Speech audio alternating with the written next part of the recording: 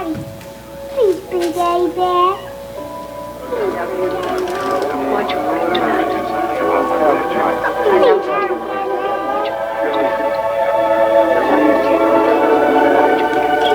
Hello, Joseph.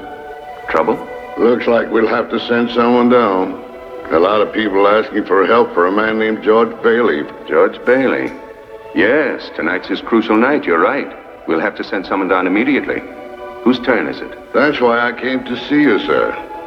It's that clockmaker's turn again. Oh, Clarence hasn't got his wings yet, has he? We've passed him up right along. Because, you know, sir, he's got the IQ of a rabbit. Yes, but he's got the faith of a child. Simple.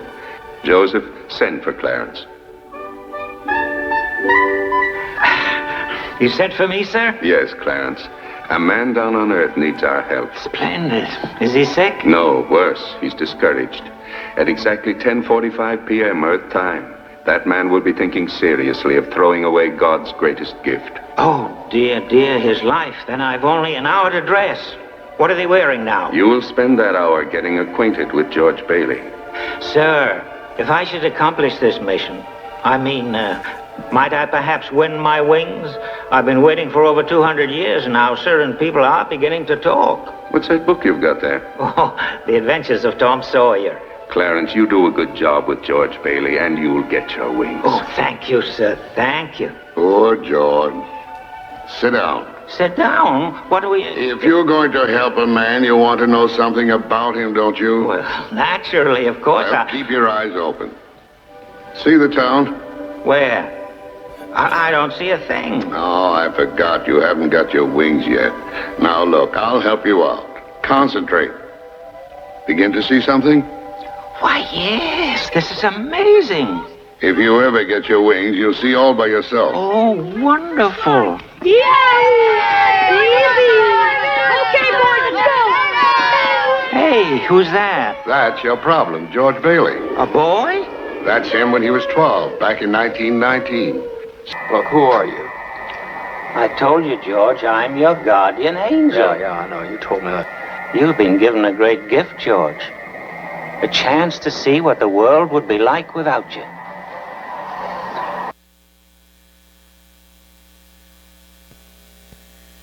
Hey. Good morning again. Will you pray with me? Oh God, as we come together now in word, I pray that all that is heard and said and received by your people will bring glory only to you in Jesus' name. Amen. So this week I heard about a Canadian woman who had bought a couch at a thrift store. And she was using that couch for about 4 years when she lost her cell phone in the middle of the couch. And so she went searching for it between the cushions, and she pulled out a Rolex watch. And she tried to do the right thing. First of all, she asked her father, her 92-year-old father, "Is this your watch?" And he said, "Of course not. You know I can't afford a Rolex." So she called the consignment shop. And they had no record of who would have given this couch 4 years ago. So upon further exploration, she found out this was not just any Rolex watch. This was a very rare watch that was worth $250,000. And so she didn't even have the money to fly to the watch dealer in California, so they flew to her and purchased the watch. And they asked this woman, what was she now going to do with this money? And this is a quote, "I'm going to buy a house and get a boob job."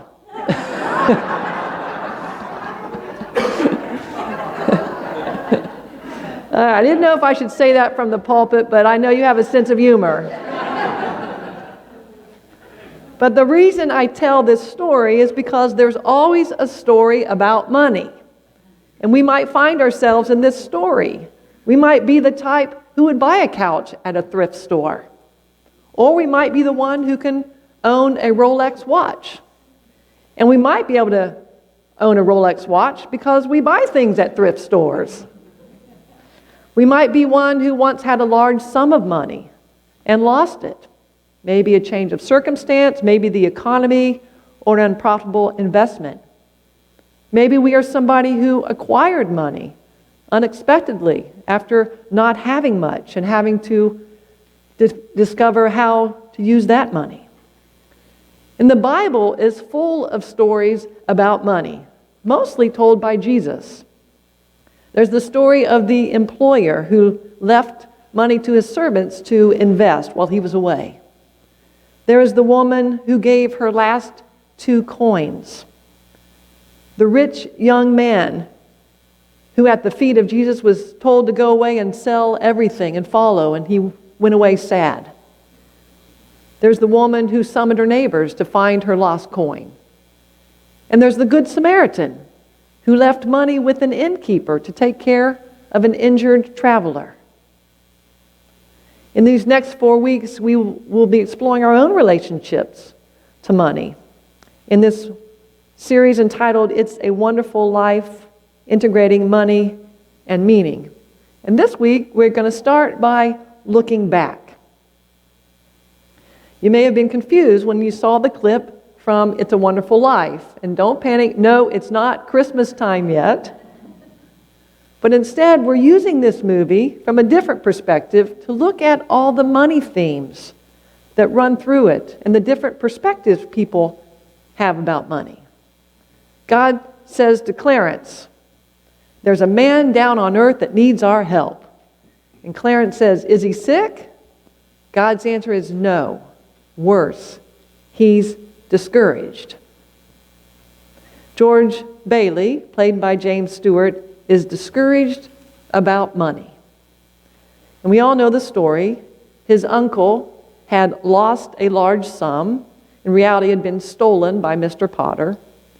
The Bailey building and loan that George inherited from his father is about to go under. And if it does, Mr. Potter's bank will exploit the people of the town and change the communal nature of Bedford Falls. So there's a lot of financial responsibility riding on the shoulders of George Bailey. And because of that, he is very distraught. So Clarence, angel second class, tells George to look back. Let's look back over your life. The author of the book Integrating Money and Meaning, Maggie Kulik, quotes 1 Timothy 6:10 that says, "For the love of money is the root of all evil." But money, she says, is not the problem. It's our love of money and our relationship to it, whatever that might be, that often gets us in trouble. And she said that relationship with money often carries with it the baggage of fear, guilt, anxiety, greed, idolatry, shame, control, power, and even violence. And she says that it's ironic that in the United States, the richest country in the world, most people have their basic needs met. But at the same time are awash with fear and anxiety and anger and other negative feelings when it comes to money. So Maggie suggests that in order to evaluate our own relationships to money, we look back in our own lives at our very earliest memories. So I tried to do that this week, and I really tried to remember my earliest memories about finances and money. And I came up with one that when I was quite young, probably about age 4, and I envisioned the main street of this small town where I grew up, that had the bank on that main street. That was Highway 27 that ran through it, and all there was a four-way stop in that little town, and there was the bank in the middle. On one side was the drugstore. We would probably call it today like a vintage drugstore, where my grandmother worked behind the counter at the soda fountain, which was a lot of fun for me.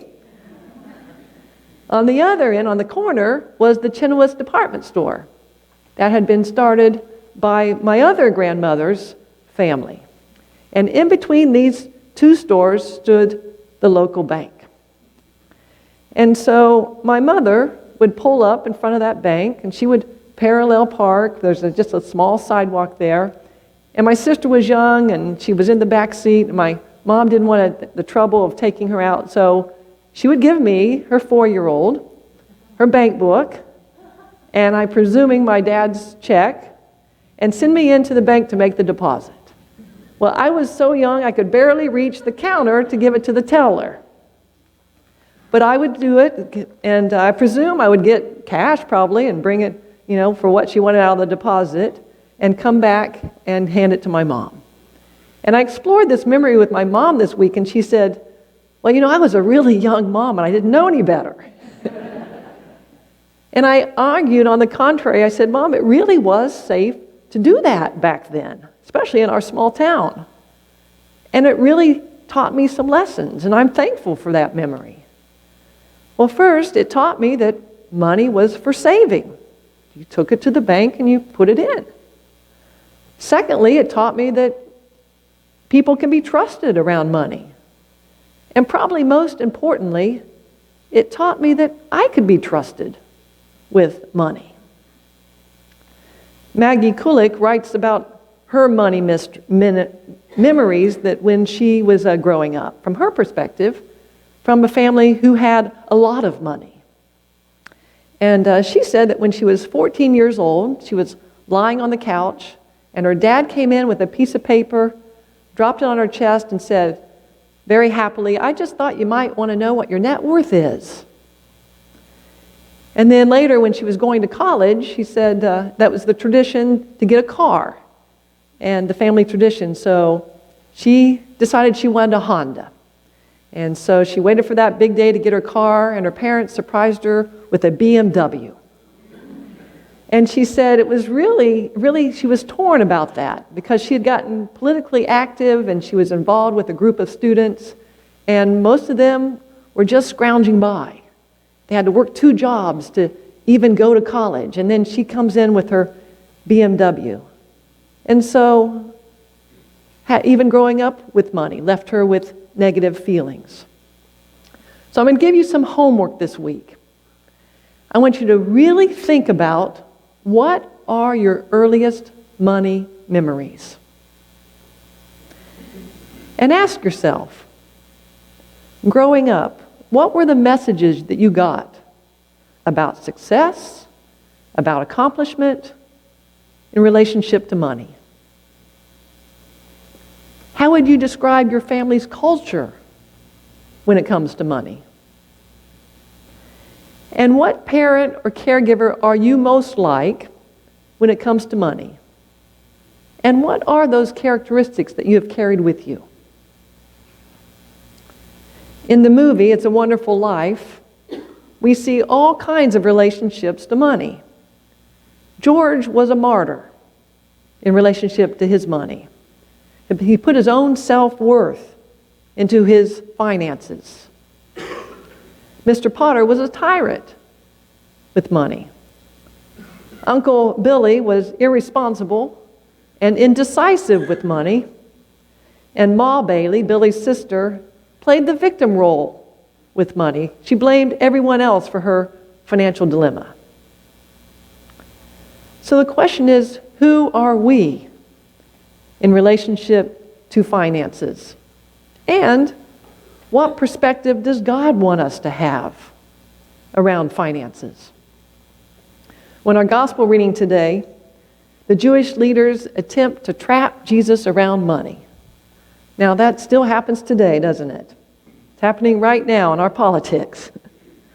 And it made me wonder, what was Jesus' money memories? He had grown up the child of Mary and Joseph, a carpenter. And he was from a family who we know had lower income, because when they went to the temple to give their offering, it was just 2 turtle doves, the smallest offering allowed. And I wonder if Jesus' money memories somehow shaped the comments that he made around, especially the rich. But in this counter in the gospel reading, Jesus seemed really detached from money. He didn't put much emotion to it. They said, "Teacher, is it lawful to pay taxes to the emperor?" So he just asked for that coin, a little coin, and on that coin was the head of Caesar. And it was also engraved, Tiberius, Emperor, Son of God. And you can imagine what a dilemma this was. To even have that coin calling someone else the Son of God was a problem for Jewish people. But that's not what Jesus dwells on. He dwelled on the greater lesson. He said, oh, well, give to Caesar the things that are Caesar's, but give to God the things that are God's. Give to God the things that are God's. As Reverend Renee mentioned, today is the 51st anniversary of Metropolitan Community Church. It's this exact day, which is unusual to be celebrating it on this day. And like Reverend Renee said, I am so thankful to the people who were faithful to give to God the things that were God's. You know, the story goes, we hear it frequently, the time when they met and then the denomination decided they were going to purchase a sanctuary. And Reverend Troy Perry told them that he needed them to give. It was the first gay-owned public facility owned in the United States. And when he asked for them to give, people did. They gave their gold watches. I don't know, maybe some of them were Rolex, I don't know. They gave their rings. They threw in cash. And they had enough money for that down payment. I also spent time this week looking back at SunCoast and our church's money memories. The congregation started in 1995. And in just 6 months, you raised $100,000 for a down payment on this property. And when you bought it, it came with a sanctuary and choir robes and musical instruments and even pews with padded seats. And then in 2001 came the damage from the tropical storm Gabrielle and the loss of it all with the black mold. And then came the financial crisis. But then, again, after just 9 years of raising that $100,000, you raised another $70,000 just to demolish the old sanctuary. And then the following year, you started from scratch. And you entered into a capital campaign, Let Us Arise and Rebuild. You and Nancy and I have been your pastors now for a little over 2 years. And while we were here, we've encountered our financial challenges. We had to do prime the pump, we had to raise the roof, raise money for the sign. We've made upgrades into our security. And each time, this congregation responded very generously. And it made me think that these memories of generosity and survival are just written into the history of SunCoast MCC. But I think there's also something else built into our money memory, is that even though we're really good about meeting those big challenges, we regularly fall short on our weekly offerings. Week after week, we have to draw upon our reserves and rely upon bequests to pay our bills. And so I just started pondering this way, in a detached way, the way Jesus was, that maybe that's part of the financial culture of SunCoast. Maybe as individuals, you were like me and you were taught to save, and you only spend it when there's really a need. And if that's the case, I think maybe we need to reevaluate our money memories and take steps to change the culture here at SunCoast and the culture for us individually. So I pondered a lot this week about those words of Jesus. Give to God the things that are God's. And I had a hard time kind of wrapping my mind around that, and I read a story by Reverend James Mead, who said that in his church, what they did in the 6th grade Sunday school class, they handed out these little stickers to all the kids. And the stickers said, "This belongs to Jesus." And they told him to take those stickers home and to put them on everything they own, their bicycle, their computer games, their TVs, their rollerblades. And it was to help to teach the kids that every time they use these possessions, these gifts, they're supposed to glorify God with that. So I thought, well, what if I was given a bunch of little stickers to put on my things? This belongs to Jesus. On my checkbook, on my house, on my investment statements, on my car. And how would I respond differently in how I use and how I give my resources if I really saw all of these possessions belonging to God? Would I maybe save less and give more? Would I be less anxious around the future and finances? So I hope this week, as you look back at your individual money memories over your lifetime, I hope that you are not discouraged over money, like George Bailey. And I hope you're not anxious or guilt-ridden, but that you will use that time to discern the ways God has blessed you, and that you will be led to give to God the things that are God, as God leads you. May it be so. Amen.